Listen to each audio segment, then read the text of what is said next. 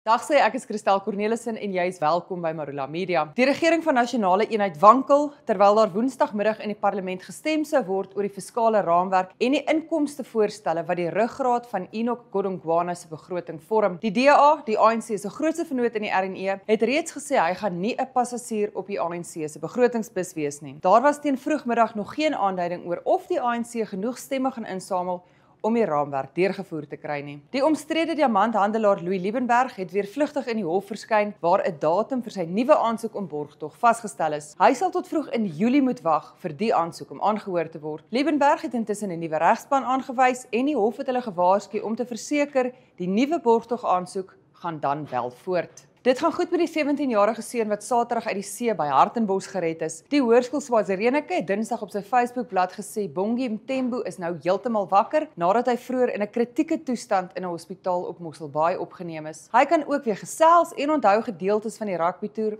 en dele van die Amper se verdrinkingsvoorval. Die skool sê 'n lang herstelpad lê egter nog voor en het mense gevra om aan te hou om vir die jong man se volkomme herstel te bid. En 'n gedenkmuur ter ere van diere wat saam met soldate geveg, gewaak, gewaarsku en gesneuwel het, is pas by die Voortrekker Monument in Pretoria onthul. Dit is 'n roerende huldeblyk aan die vierpoot soldate wat dikwels as die onbesonge helde van die slagveld gesien word. Die diere in oorlog gedenkteken is die eerste van sy soort in Suid-Afrika en vorm deel van die terrein se uitgebreide militêre erfenis. Gaan lees hierdie en al die ander berigte op marulamedia.co.za en geniet die dag verder.